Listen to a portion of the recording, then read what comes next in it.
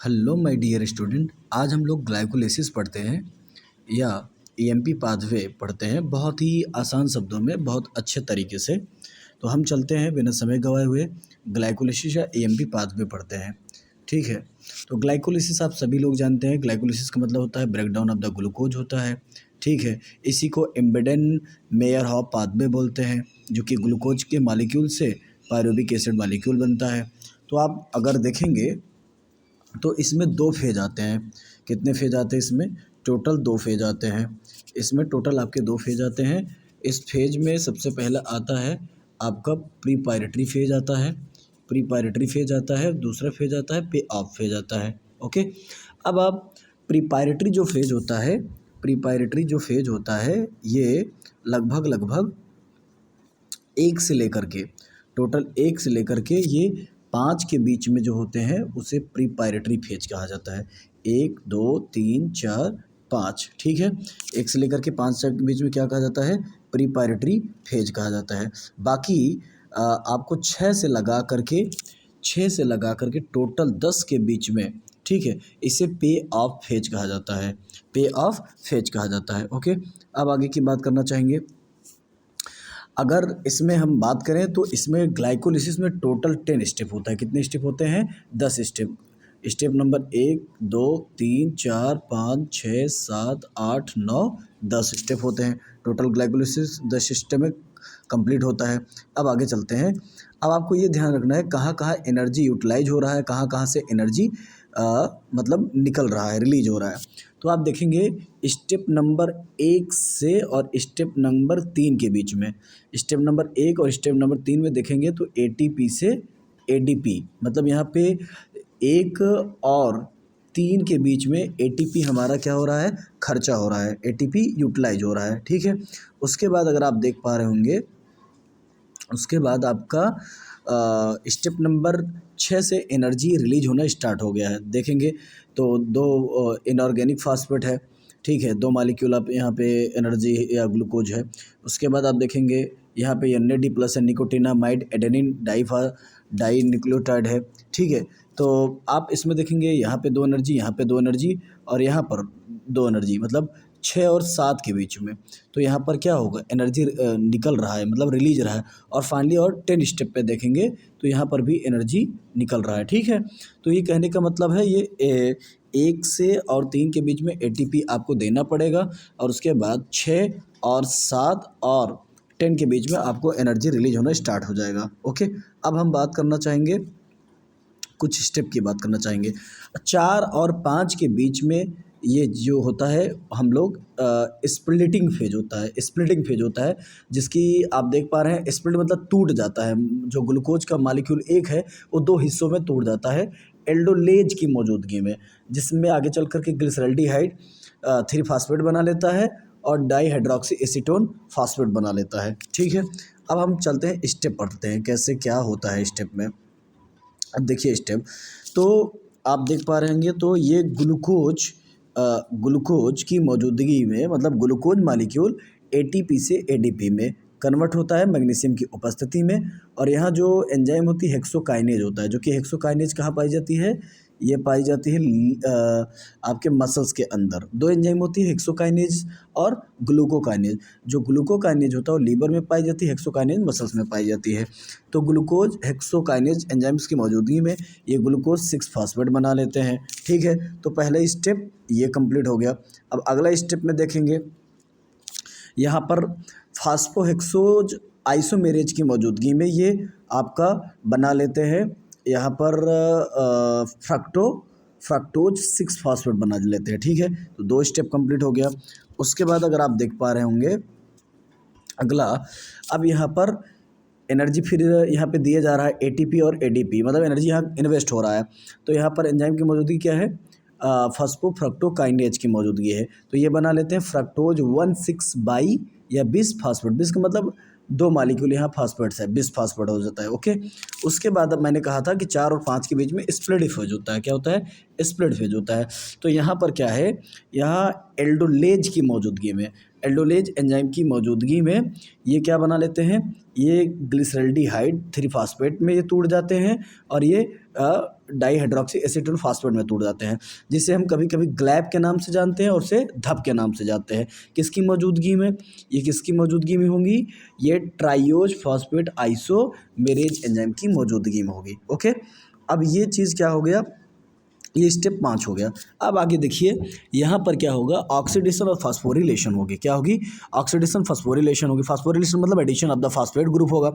ठीक है, ऑक्सीडेशन में आप देख ही पा रहे हैं यहाँ पे कोई एंजाइम की मौजूदगी है, NAD+ है। ठीक है, तो यहाँ पर क्या है, तो यहाँ पर एडिशन हो रहा है इन दो molecule of the inorganic phosphate. ठीक है, इनऑर्गेनिक फास्फेट और यहाँ पर NAD+, मतलब दो एंजाइम ऑफ यहाँ पर को एंजाइम है।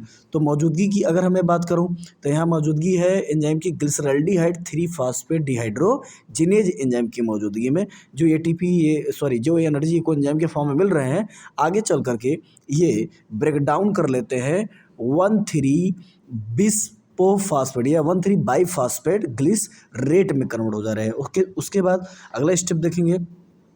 अगला स्टेप क्या है, अब आपका यहाँ टोटल ये स्टेप अगला देखेंगे, छठा कंप्लीट होने के बाद आप देखेंगे उसके बाद क्या होती है, डीफॉस्फोरिलेशन होती है।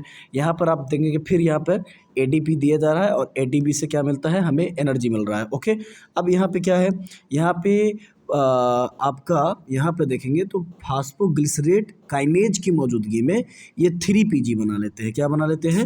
3PG बना लेते हैं। 3PG का मतलब होता है, 3PG का मतलब होता है कि ये फास्फेट बना ले रहे हैं। क्या?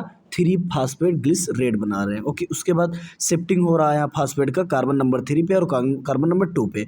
किसकी मौजूदगी में? फास्फोग्लिसरेट म्यूटेज की मौजूदगी में।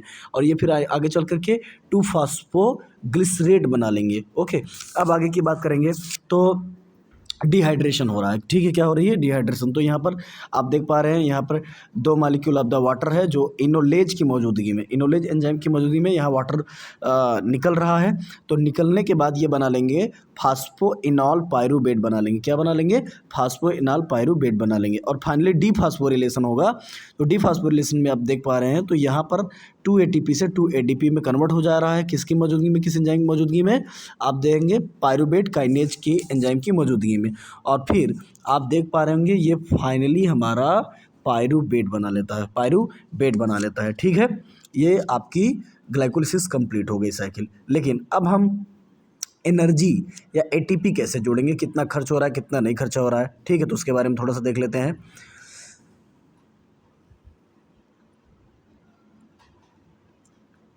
अब आगे देखिए, यहाँ पे देखेंगे आप जाहिर से देख पा रहे हैं, तो यहाँ पे इसको देखेंगे तो यहाँ पर देखिए 1 से लेकर के 3 के बीच में 1 ATP 2 ATP। ठीक है, तो यहाँ टोटल कितने ATP हुए?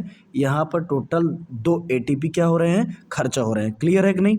उसके बाद आप आगे देखिए, उसके बाद देखेंगे यहाँ पे 2 एनर्जी इनऑर्गेनिक फास्फेट है 2, और यहाँ पर भी 2 NAD+ से क्या मिल रहा है? 2 NADH+ H बन रहा है, क्योंकि डिहाइड्रोजिनेस एंजाइम की मौजूदगी है और ऑक्सीडेशन फास्फोरिलेशन हो रहा है। क्लियर है?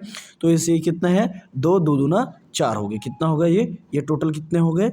ये टोटल आपके 4 हो गए। कितने हो गए? 4 हो गए। क्लियर है?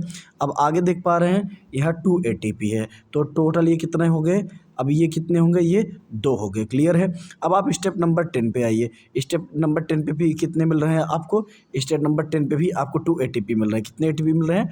2 ATP मिल रहे हैं। तो टोटल कितने ATP हुए हैं? टोटल ATP कितना हो रहा है? 2 2 4 2 6 6 4 10। टोटल ATP कितने हो रहे हैं? 10 ATP हो रहे हैं। टोटल ATP कितने हो रहे हैं? टोटल ATP की संख्या क्या है? टोटल ATP की संख्या जो है वो 10 है। टोटल ATP की संख्या कितनी है? वो 10 है। ठीक, 10 है। तो क्या आपको पता होना चाहिए? पता ये होना चाहिए कि टोटल हमें जो एनर्जी मिल रहा था वो कितने थे? कितने थे एनर्जी? टोटल एनर्जी कितने थे? 2 है, ये 2 है, 2 दूनी 4, ये आपका 2 तिहाई 6, और ये कितने हैं? 8 है। ठीक है, टोटल कितने हैं हमारे? 10 है गिनने के बाद। लेकिन 10 है तो 10 में से कितने एनर्जी इन्वेस्टमेंट हो रहा था? 2। तो यहाँ पे क्या कर देंगे? -2 कर देंगे। तो टोटल कितना एनर्जी बच रही है? टोटल 8 ATP हमारा बच रहा है, मतलब बन रहा है। टोटल 8 ATP हमें मिला एनर्जी में, टोटल 8। ठीक है, आगे देखें, आगे देख पा रहे होंगे ये कैसे अब गिनेंगे, इसको देख लीजिएगा। अब अगर आप देखेंगे, ये देखेंगे, अगर इसमें ग्लूकोज की मालिक्यूल जब एल्डोलेज की मौजूदगी में स्प्लिट फेज में जब ये ग्लूकोज मालिक्यूल टूट गया और ये अगला ये एक डाईहाइड्रोक्सी एसीटेन फास्फेट के रूप में टूट गया और ग्लिसरल्डिहाइड फास्फेट में टूट गया, ठीक है। तो अगर इसमें जब ये दो मालिक्यूल से अगर 1,3 बाई फास्फेट बनाएंगे दोनों मिल करके, आप समझिए, जब ये ग्लिसरल्डिहाइड 3 फास्फेट और डाईहाइड्रोक्सी एसीटोन फास्फेट ये जब आगे चल करके ये आपके डिहाइड्रोजनेज एंजाइम की मौजूदगी में ये 1,3 फास्फेट बनाएंगे, तो जाहिर सी बात है ना, तो दो ग्लूकोज का मालिक्यूल तो सबके पास दो मालिक्यूल आपको दो आपको एटीपी देनी पड़ेगी, मतलब हर एक ग्लूकोज के पास 2 एटीपी होना ही चाहिए। तो आप देख पा रहे हैं जो भी एनर्जी दिया जा रहा है, इनके पास भी 2 एटीपी है, इनके पास भी 2 एटीपी है, और आप देखेंगे इनके पास भी 2 एटीपी है, इनके पास भी 2 एटीपी है, इनके पास भी 2 एटीपी है, इनके पास भी है, और पायरूवेट के भी पास एटीपी है, ठीक है। और एनर्जी जो एटीपी हम दे रहे हैं या एनर्जी जो दे रहे थे, यहाँ पे भी देखिए 2 एटीपी है, तो 2 एटीपी से 2 एटीपी मिल रहा है, ठीक है। तो यहाँ पर 2 एटीपी से 2 एटीपी मिल रहा है, समझ में आ गया।